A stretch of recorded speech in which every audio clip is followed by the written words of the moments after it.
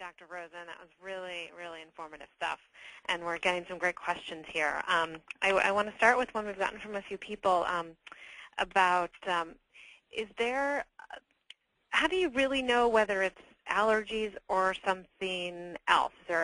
What's the best test for determining, if the runny nose is due to seasonal allergies, or a kid who has a lot of mucus in the morning? How do you know what you're dealing with? That's a great question. It comes up because we see kids all the time, and even adults go to their doctors and say, my nose has been running for a while.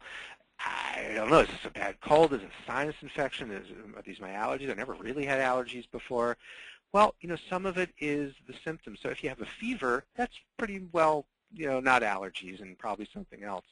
Also, if something's going on for 2 or 3 days, it may just be a cold. But if it's been going on for longer than a week, when you go outside or your child goes outside, the symptoms get worse. Typically, there's no fever. We're talking about nasal congestion or drippy nose, itchy eyes. Itchiness is a big symptom that goes along with allergies that you don't always see with colds. We do work with parents and say to them, look, a runny nose for a few days is not an evil thing. We can work to get through it. The saline, all that stuff still works. But if it's going on for a while, it's more chronic, there's no fever, and there's been congestion, you should consider allergies. What about for a baby? Do babies develop allergies? Are they colicky? Is it allergies? Can you tell? Sure. Yeah, that's actually interesting because over time, in my training, I was taught, no, babies never get seasonal allergies. They just can't get them. It's not possible. Well, I can tell you after years in practice, they definitely do. It's unusual, and children do a fair amount more and more, but babies rarely do. However, we do see more and more cases of that. And if you take your baby outside and all of a sudden they develop runny eyes, itchy eyes, runny nose, guess what? They could have allergies, especially if you do or there's a strong family history. When I talked about in the beginning other symptoms such as reflux and eczema, these may or may not be signs of allergic disorder and specifically to certain foods in their diet, but it certainly bears asking, and it's one of the things you have to say to yourself, what is different about this baby's environment? What are they doing? While they're breathing, they're eating, there are a few things that if they're chronically congested, they have a lot of reflux, they have bad skin conditions, and it's chronic, it really bears looking at the role of allergic disorders. Speaking of babies, when you were speaking about infant feeding, does the advice you were giving impact mostly food allergies, or were you also talking about environmental and seasonal allergies with the best foods to feed? Yeah, I think that it's both. I think that avoiding food allergies helps to avoid a progression of this allergic march, and so that hopefully you can, we do know kids whose symptoms of allergies, their runny noses, their congestion, is due to eating foods, dairy sometimes, other foods.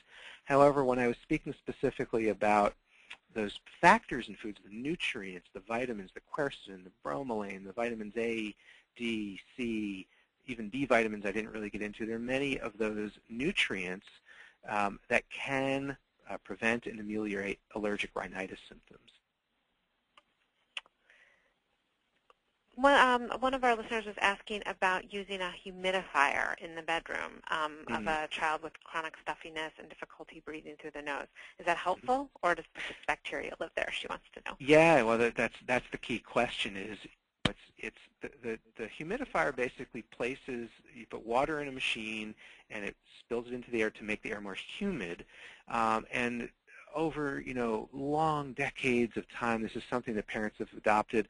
I have to say I rarely find it all that helpful. It makes us feel like we're doing something, but more often than not, we kind of leave it there. Mold is really the biggest issue growing in a wet, moist area that you really need to purify these machines at least once a week if you're using them. Some people use distilled white vinegar.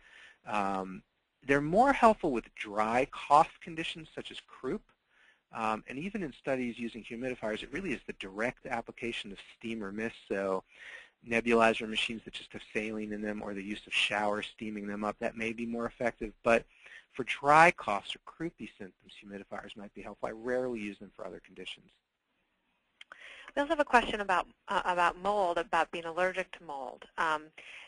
if someone's been told they're allergic to mold, is that the mold that grows on food, or is it the outdoor type of mold? And does the advice that you were giving relate to that kind of allergy? I was speaking mostly about aerosolized mold or environmental mold, things we find from mold, both in and out in wet areas, moist areas, not mold on food particularly, although, so I guess moldy food might be an issue too. But I was speaking specifically about breathing in mold, and it can be a very big irritant to the immune system for people, not just nasal congestion. Some people find in their workplace or kids in schools are coming home from school very congested. They come home and they're fine. Mold can be something that in moist areas in homes or schools can cause allergy symptoms, and so that's where air filters come in. But really, we have to look at those environments, look for moist, ceiling tiles, moist areas that haven't been addressed.